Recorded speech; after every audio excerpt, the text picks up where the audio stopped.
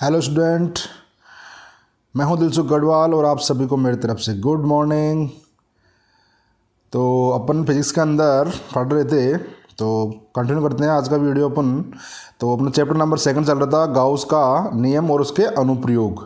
ठीक है, तो अपने गाउस के अनुप्रयोग पढ़े थे, 2 अनुप्रयोग हो गए हैं अपने। तो आज अपन पढ़ते हैं अपना 3rd अनुप्रयोग था कि अनंत लंबाई की या फिर अपरिमित। अपरिमित मतलब वो होता है अनंत लंबाई की, ठीक है ना। अपरिमित लिखा हुआ है या अनंत लंबाई लिखा हुआ है, तो अपरिमित आवेशित चालक पट्टिका के कारण विद्युत क्षेत्र की तीव्रता पढ़नी है अपन को आज। ठीक है, और पिछली बार जो अपन पढ़ा था वो अचालक थी, की बार चालक आ गई है। और या तो पट्टिका बोलो या परत बोलो ना, पट्टिका बोलो या परत एक ही बात है, पट्टिका या परत एक ही बात है। तो इसके कारण अपन को अब की बार चालक पट्टिका के कारण निकालना है विद्युत क्षेत्र की तीव्रता। तो उसके लिए अपन ने क्या कर लिया कि एजुकेशन कर लेते हैं अपन। देखो पट्टिका या परत है, उसका केवल क्षेत्रफल होता है, तो यानी जो आवेश घनत्व होगा वहाँ पर कौन सा होगा, पृष्ठीय आवेश घनत्व ही होगा ना। तो मान लिया अपने, माना कोई अपरिमित चालक पट्टिका या परत है जिसका जो पृष्ठीय आवेश घनत्व वो कितना है, सिग्मा है, सिग्मा मान लिया अपन ने। और इस अपरिमित चालक परत से स्मॉल r दूरी पर स्थित कोई बिंदु P है जहां अपन को क्या निकालना है, विद्युत क्षेत्र की तीव्रता ज्ञात करनी है ना। इस परत से स्मॉल r दूरी पर निकालनी है अपन को। ठीक है, तो इसके लिए अपन 2 पार्ट्स में डिवाइड करते हैं इस डेरिवेशन को अपन, कि एक बार तो निकालते हैं उसकी दिशा और फिर निकालते हैं उसका परिमाण। ठीक है, तो पहले अपन बात कर लेते हैं इसकी दिशा के बारे में।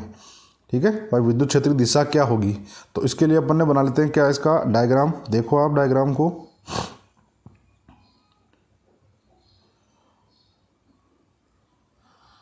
दिख रहा है।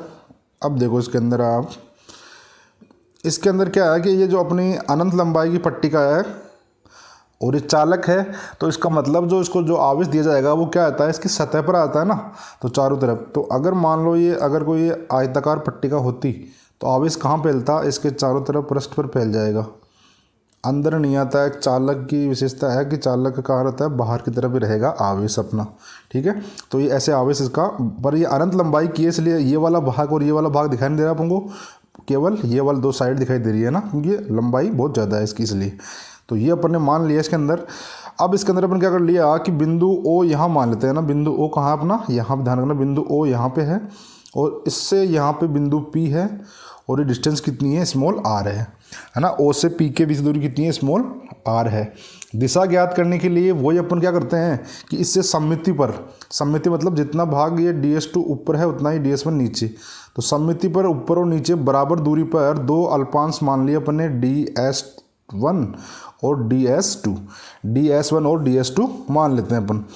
अब ये प्लस चार्ज है, इसके कारण विद्युत क्षेत्र बाहर की तरफ निकलती है, तो यानी कि ds1 के कारण जो विद्युत क्षेत्र तीव्रता है ना वो अपन बाहर की तरफ निकलती हुई मान लिया क्या, de1। ds2 के कारण जो लग रही है वो क्या मान ली, de1।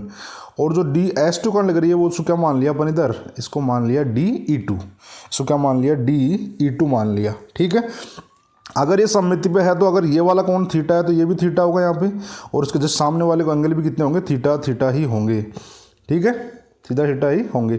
अगर मान लो ये वाला डिस्टेंस ए है या अगर ये है, दोनों बराबर होंगी डिस्टेंस। अगर बराबर डिस्टेंस पर हैं और आवेश तो अल्पांश से अपने बराबर माना है तो आवेश भी बराबर होगा। इसका मतलब जो अपन निकालेंगे विद्युत क्षेत्र तीव्रता क्या होती है, KQ/r²। इसका परिमाण बराबर आएगा क्या, क्योंकि भाई आवेश समान है, दूरी भी समान है। इसका मतलब जो अपने de1 और de2 है, de1 और de2 इन दोनों का जो परिमाण है वो तो बराबर आएगा। परिमाण तो क्या आएगा, बराबर आएगा, केवल दिशा अलग अलग है कि de1 की देखो इधर इस साइड जा रही है और de2 की इधर जा रही है, दिशा अलग है, परिमाण बराबर है इनका। तो दिशा सेम करने के लिए अपन देख परिणाम निकालने क्या करते हैं, इनका वियोजन करते हैं, यानी इनके घटक ले लेते हैं अपन। तो अपन को पता है कैसे, अगर de1 का घटक लेना है अपन को, वो तो जिधर एंगल बन रहा है, कोण थीटा बन रहा है, उधर कौन आएगा, कोस। तो आप इधर वो लिखेंगे अपन कि de1 कोस थीटा, इधर कितना जाएगा, de1 कोस थीटा। और इसके जो जस्ट लंबवत परपेंडिकुलर होगा उधर क्या आएगा, तो आप बोलोगे सर इधर आएगा de1 साइन थीटा। कितना आएगा, de1 साइन थीटा। तो ये तो इसके हो गए अपने। ऐसे अगर अपन बात करें E2 के लिए, तो E2 के लिए बताओ इधर बन रहा है एंगल थीटा यहाँ पे, तो जिधर एंगल है उधर तो क्या आ गया अपना DE2 कोस थीटा, और जस्ट इसके जो परपेंडिकुलर है लंबवत इधर नीचे की तरफ, उधर क्या आ गया DE2 sine theta, DE2 sine theta. ठीक है, तो ये जो परपेंडिकुलर है लंबवत वो तो बताओ एक दूसरे के जस्ट विपरीत आ गए ना, सामने आ गए, और इनका परिमाण अपन को पता ही है DE1 का और DE2 का परिमाण बराबर है, तो यानी ये तो क्या कर देंगे दूसरे को निरस्त कर देंगे। और जो इधर क्षैतिज वाले घटक है अपने कोस वाले, ये दोनों सेम दिशा में उनके कारण ऐड हो जाएंगे, और ऐड होने के कारण जो परिणामी विद्युत क्षेत्र तो किधर आएगी, इस बिंदु O के P की ओर लंबवत बाहर की ओर मान लो, या लंबवत अंदर की ओर मान लो आप, है ना, कि अगर ये बिंदु से अपन इधर जाते हैं तो यानी कि अंदर की ओर रहता है या इधर बाहर की ओर, तो जिधर अपना बिंदु है ना, तो अगर अपन इस बिंदु P के साथ बात करें तो बाहर की ओर आ जाती है विद्युत क्षेत्र की दिशा। ठीक है, ऐसे अपन बहुत सारे इधर DS1 जैसे लिया सममिति पर, ऐसे बहुत सारे अल्पांश लेकर दो अल्पांश लेकर अपन निकालते हैं ना ऐसे, तो सबका परिणाम किधर आता है, इधर ही आएगा। ठीक है, इसी प्रकार तो अपन बोल सकते हैं कि जो विद्युत क्षेत्र की तीव्रता है वो बिंदु P की ओर बाहर की ओर होगी। ओके, तो ये तो दिशा की बात हो गई। अब जो अपने एग्जाम डायग्राम बनाया है और इसके जो घटक लिए हैं उसी का अपन नीचे लिख देते हैं इसके बारे में थ्योरेटिकल। अपने मान लिया कि जो अपरिमेय चालक परत है इसके बिंदु O से इसके लंबवत r दूरी पर बिंदु P था, अपने माना है r दूरी पर, और विद्युत क्षेत्र दिशा ज्ञात करने के लिए बिंदु O से क्या कर दिया अपने, समान दूरी पर, भाई ऊपर और नीचे बिल्कुल ना, ऊपर और नीचे दो पृष्ठीय अल्पांश DS1 और DS2 लेते हैं, और इनके कारण DS1 और DS2 के कारण जो बिंदु P पर है ना, विद्युत क्षेत्र दिशा क्या मानी अपने, DE1 और DE2 मान लिया।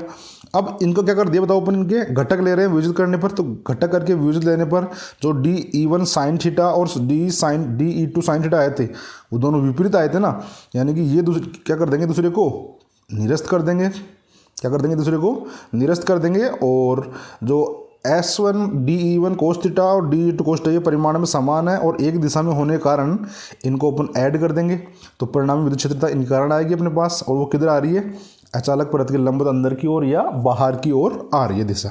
ठीक है, तो ये तो बात हुई इसकी दिशा की बात हुई। अब निकालते क्या, इसका परिमाण निकालते हैं अपन। ओके, तो परिमाण ही कर लेते हैं बात, विद्युत क्षेत्र का परिमाण। परिमाण के लिए वो अपन गाउसियन पृष्ठ की कल्पना करते हैं ना, तो ये जो अपनी अनंत लंबाई की है पट्टिका, ये अपने पास पट्टिका है अनंत लंबाई की है ना भाई, ये अनंत लंबाई का जा रहा है, वो इसके ऊपर प्लस चार्ज। अब की बार अपने क्या कर लिया, बेलनाकार पृष्ठ गाउसियन पृष्ठ की माने कल्पना करेंगे, और ये अपने बेलनाकार गाउसियन पृष्ठ की कल्पना कर ली। ठीक है, और उस जो बिंदु O है ना, इसको ये बेलन बाहर कितना है, तो अपनी जितनी दूरी है ना r डिस्टेंस पर है, क्योंकि अपना पॉइंट P कहाँ पे है, यहाँ पे है, तो इनके बीच दूरी कितनी थी, r थी, तो r डिस्टेंस का बेलन बाहर है और बाकी ये अंदर की ओर जा रहा है। ठीक है, तो बेलन के अंदर मतलब इतना सा पार्ट आवेश चार्ज अपने इसके अंदर आ रहा है, बाकी नहीं आ रहा है, इसी के आवेश बाहरी साइड है ना ये। तो अब इसी को बताओ अपन बेलनाकार गाउसियन पृष्ठ माना है अपन ने, तो उसको भी तीन भागों में मान लिया अपन ने कि यह वाला भाग S1 है, ये S2 है, और ये जो वक्र पृष्ठ वाला होता है उसको क्या मान लिया S3। भाई ये पहला वर्ताकार S1, दूसरा वर्ताकार S2, और ये जो CSA है वक्र पृष्ठ है उसको क्या मान लिया, S3 मान लिया। अब इनके मध्य वही अपन डायरेक्शन निकालते हैं, दिशा की बात कर लेते हैं। तो दिशा आपको पता है, पहले भी अपन खूब बार निकाल चुके हैं कि विद्युत क्षेत्र दिशा तो किधर आ रही है, तो जस्ट लंबवत बाहर की ओर आ रही है E तो, और जो अपना पृष्ठ होता है उसके जस्ट लंबवत ही तो होता है ना, तो लंबवत अपना DS भी इधर ही आएगा। इसका मतलब इन दोनों के बीच में कोण का मान कितना आएगा, थीटा बराबर, तो आप बोलोगे 0। थीटा बराबर कितना आ रहा है, 0 डिग्री आ रहा है S1 के लिए, है ना। अगर ऐसे बात करें अपन S3 के लिए, तो S3 के जो वक्र पृष्ठ है अपना, तो उसके लंबवत इधर आएगा अपना DS, और विद्युत क्षेत्र की तीव्रता तो किधर बाहर की ओर आ रही है, तो दोनों बीच में एंगल कितना आ गया, 90 डिग्री। तो यहाँ पे थीटा का मान कितना है, 90 डिग्री है। और यहाँ पे बताओ वही ये इस साइड आ रही है, E इधर आएगा, पर यहाँ पे देखो E का मान कितना होता है 0, क्योंकि यहाँ पे कोई इसके अंदर कोई चार्ज ही नहीं है, आवेश केवल चार्ज तो कहाँ है, बाहर की तरफ चला गया, सतह पर चला गया, तो अंदर कोई चार्ज नहीं है ना, अपने केवल इतना ही लिया इसके अंदर तक आए, बाहर निकालना नहीं है अपन को। तो यहाँ पे अगर विद्युत क्षेत्र नहीं है, E बराबर 0, थीटा का मान क्या करेंगे अपन। ठीक है, यहाँ पे विद्युत क्षेत्र का मान कितना हो गया, 0 हो गया जी। यहाँ पे विद्युत क्षेत्र का मान कितना हो गया, 0 हो गया। ठीक, तो ये अपनी बात हुई। अब अपन क्या करेंगे यहाँ पे गाउसियन प्रश्न मानकर और गाउस का नियम अप्लाई कर देते हैं अपन, ठीक है। तो जो पहले अपन ने माना है वो लिख देते हैं अपन। क्या क्या मान लिया इधर अपन ने कि विद्युत क्षेत्र का परिमाण ज्ञात करने के लिए हमने बेलनाकार गाउसियन पृष्ठ की कल्पना करते हैं, और इसका जो वर्ताकार भाग है, वर्त वाला भाग, उसका क्षेत्रफल कितना है, एस है। और इस पृष्ठ को 3 भागों में बांट दिया अपन ने, S1 S2 है, S3 में विभाजित करते हैं, और फिर लगाते हैं अपन गाउस का नियम। तो लगाओ आप गाउस का नियम। गाउस के नियम से बात करें अपन जानते हैं अपन कि इंटीग्रेशन ई वेक्टर है ये, हाँ वेक्टर में लिखना आप, E vector dot ds vector बराबर कितना होता है, sigma q upon epsilon naught, ठीक है ना भाई। गाउस का नियम से अपन फाई ई बराबर बोलते हैं ना अपन, q अपॉन एप्सिलॉन नोट, और फाई का एक ही फॉर्मूला ये भी होता है, ई डॉट ds भी होता है, इसलिए दोनों को एक साथ मिला के लिख रहे हैं अपन गाउस के नियम से। अब ये पूरा बंद पृष्ठ के लिए था पूरा ये। अब इसको जो बंद पृष्ठ को बताओ कि 3 पृष्ठ मिलकर मान लिया अपन ने, S1 S2 है, S3, तो इसलिए अपन अलग अलग कर देंगे कि समाकलन अपन क्या कर दें यहाँ पे, समाकलन ई वेक्टर ds1 की बात कर दी, प्लस समाकलन ई वेक्टर प्लस ds2 और प्लस समाकलन ई वेक्टर ds3, है ना। 3 पार्टों में ds में तोड़ दिया अपन ने, और इक्वल टू कितना है, sigma q upon epsilon naught. अब अगर ये डॉट वेक्टर में है तो वो अपन बताया कि a vector dot b vector होता है, तो क्या होता है इधर a का परिमाण b का परिमाण कोस थीटा आता है, तो एंगल लिखेंगे साथ में। तो ई ds1 में पहले वाले s1 के लिए अपन बताया कोण कितना आया था, 0 डिग्री, तो यहाँ पे अपन क्या लिख देंगे, ई ds1 कोस 0 डिग्री, और सेकंड वाले में कितना आ रहा है, ई ds2 कोस 0 डिग्री, और जो S3 वाला था वहाँ पे कितना था एंगल, 90 डिग्री, ठीक है। तो जो एंगल आ रहा है उस हिसाब से एंगल आप पुट कर दो। तो यहाँ बताओ विद्युत क्षेत्र क्या है, एक समान होगा बिल्कुल, तो इसलिए ई को बाहर ले लिया, और समाकलन ds1 और कोस 0 मान कितना हो गया, 1 हो गया, इसका मान तो कितना हो गया, 1, तो ये बच गया अपने पास। और दूसरे वाले के लिए तो अपने बात कितनी, यहाँ पे तो ई का मान कितना था, 0 था यहाँ पे। तो भाई S2 के लिए जो S2 भाग अंदर आ रहा था इसके अंदर, यानी यहाँ पे 0 था, इसलिए इसका मान 0 पुट कर दिया, और यहाँ पे कोस 90 का मान 0 होता है, तो ये पूरा ही 0 हो जाएगा, तो इसका तो कोई मतलब ही नहीं, रोल नहीं रहा। तो आगे बच गया अपने पास sigma q upon epsilon naught, ये लिख लिया अपन ने, ठीक है। तो अब बताओ आगे अगर इसको सोल्व करेंगे तो बताओ ये भी तो 0 हो गया ना, पूरा ये वाला पोर्शन भी 0 हो गया, तो ये बचा। तो अब इधर अपने पास बचा ds1 का इंटीग्रेशन पूरे का। ds1 का समाकलन मतलब जो पहले वाला पृष्ठ है उसका पूरा क्षेत्रफल, समाकलन मतलब पूरा, और पूरा वर्ताकार भाग क्षेत्रफल कितना माना था अपन ने, s माना था, s माना, तो यहाँ पुट कर देंगे तो es और equal to sigma q upon epsilon naught, ठीक है। ये आ गया अपने पास es बराबर sigma q upon epsilon naught. अब बताओ पृष्ठीय आवेश घनत्व बात करते हैं अपन, तो सिग्मा बराबर ये तो होता है ना, q बटा अपन ने a पढ़ा था, और यहाँ पे अपन ने a माना है। भाई जितना अपन को पृष्ठीय आवेश चाहिए, जितना क्षेत्रफल, अपन ने बात की केवल इतने वर्ताकार भाग की, इसलिए क्या कर लिया, s भाग का भाग दे दिया, ठीक है। भाई अपन ने यहाँ पे कितना माना, क्षेत्रफल s माना है, तो s से अगर इसको इधर मल्टीप्लाई कर देंगे तो क्या आएगा, q बराबर यही तो आएगा सिग्मा s, तो q बराबर कितना आ गया अपने पास, सिग्मा s। तो अपना जो चार्ज है टोटल आवेश वो कितना आ गया, सिग्मा s। अगर ये वैल्यू इसमें पुट करते हैं अपन, यहाँ पे देखो इसमें वैल्यू अगर पुट करते हैं तो जो ES था वो तो ES आएगा, इसकी जगह क्या आ जाएगा अपने पास, तो आप बोलो सर यहाँ पे सिग्मा S आ जाएगा, अपॉन कितना है, एप्सिलॉन नोट। अब दोनों तरफ से S से S कैंसिल आउट हो गया क्या, अगर S से S कैंसिल आउट हो गया तो E बराबर क्या बच रहा है अपने पास, sigma upon epsilon naught, sigma upon epsilon naught आ रहा है। तो E बराबर आ गया अपने पास सिग्मा अपॉन एप्सिलॉन नोट। ये आ गई विद्युत क्षेत्र की तीव्रता अपरिमित चालक परत के कारण, है ना। इस चालक परत के कारण पिछली वीडियो में अपन देखा था कि अगर कुचालक परत थी तो कितना आ रहा था, तो आप बोलोगे सर वहाँ पे आ रहा था सिग्मा अपॉन 2 एप्सिलॉन नोट, है ना। तो इसका मतलब पहले वाले की डबल आ रही है एक तरह से, ये पहले अपॉन में 2 था, यानी कि उसको आधी थी, अब की बार डबल आ गई। तो यही दोनों में अगर आपको पूछे कि दोनों का अनुपात बताओ, तो आप डिवाइड करके भाग निकाल सकते हो ना, तो 2:1 आ जाएगा इनका ना, 1:2 या 2:1, जिसको पहले रखते हो आप, तो रेशियो आ जाएगा इसका। ओके, रेशियो पूछे तो बात सही है। अब ऐसे वही रही बात ग्राफ की, तो क्या बताओ यहाँ पे इस फॉर्मूले में कहीं पे आर आ रही है कि डिस्टेंस, कहीं पे आर तो आ ही नहीं रहा। इसका मतलब जो विद्युत क्षेत्र तीव्रता है वो दूरी पर तो निर्भर नहीं कर रही, यानी कि r की पावर 0 समानुपाती है। अगर दूरी के ऊपर निर्भर नहीं कर रही तो ग्राफ बिल्कुल क्या बनेगा, बिल्कुल सीधी सरल रेखा, बिल्कुल समांतर होगा दूरी वाले की। तो अगर कोई ग्राफ पूछे तो अपन ग्राफ बना के दे देंगे ऐसे कि इधर आर ले रहे हो आप, इधर हमारी विद्युत क्षेत्र की तीव्रता है, तो बिल्कुल एक समान सीधी रेखा ऐसे रहेगी आर वाले के समांतर। और ये जो लगातार मान कितना रहेगा हमेशा, तो सिग्मा अपॉन एप्सिलॉन नोट कितना होगा, सिग्मा अपॉन एप्सिलॉन नोट मान रहेगा। तो ये 30 का ग्राफ हो जाएगा, ठीक है। तो स्टूडेंट ध्यान रखना आप, है ना, कि दूरी पर डिपेंड नहीं करता, ग्राफ को बिल्कुल आप सही से उतार लेना आप। तो ये थी अपना अनुप्रयोग नंबर 3।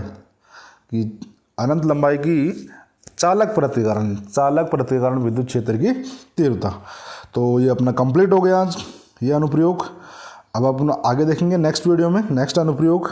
इतना ही, क्योंकि आप देखते नहीं हो वीडियो लंबा बन जाता है तो स्किप करते हो, तो इसलिए आज के लिए इतना ही है। और आपको वीडियो अच्छा लग रहा है तो आप लाइक किया करो, आप कमेंट दिया करो अपना सजेशन, क्या कमी रह गई है या अच्छा लगा तो वो सब बताया करो आप कमेंट के द्वारा। ओके स्टूडेंट, आपका कमेंट हमारे लिए बहुत कीमती होते हैं, कमेंट और व्यू आपके, तो आप दिएगा अपना। ओके स्टूडेंट, धन्यवाद।